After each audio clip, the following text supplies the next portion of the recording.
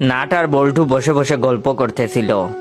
তখন নাট বল্টুকে বলল, দোস্ত, তোর নিজের কোন গুণটিকে তুই বড় মনে করিস?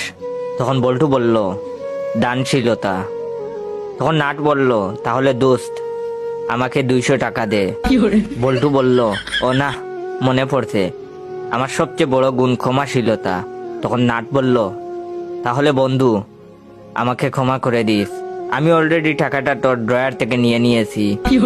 তখন বল্টু বলল, ওহ, কিসের কথা যেন বলছিলি? গুণের কথা? আমার সব থেকে বড় গুণ আসলে মিতব্যয়িতা, অযথা টাকা ব্যয় করতে পারি না। তখন নাট বলল, এজন্যই তো তোর ব্যয় করতে হবে না, আমি কষ্ট করে ব্যয় করে নেব, বন্ধুর জন্য এটুকু করতে পারবো না।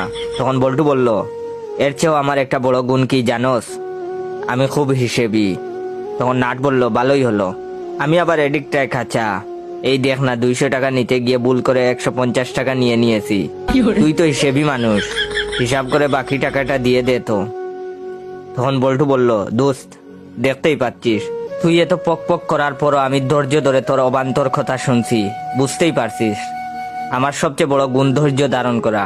তখন নাট বলল, তাহলে ধৈর্য ধর, বছর খানেকের মধ্যে টাকাটা ফেরত দিয়ে দিব। বল্টু বলল, আচ্ছা তুই বল, একজন মানুষের এত গুণ থাকা সম্ভব?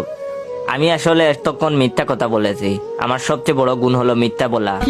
দে টাকাটা ফেরত দে।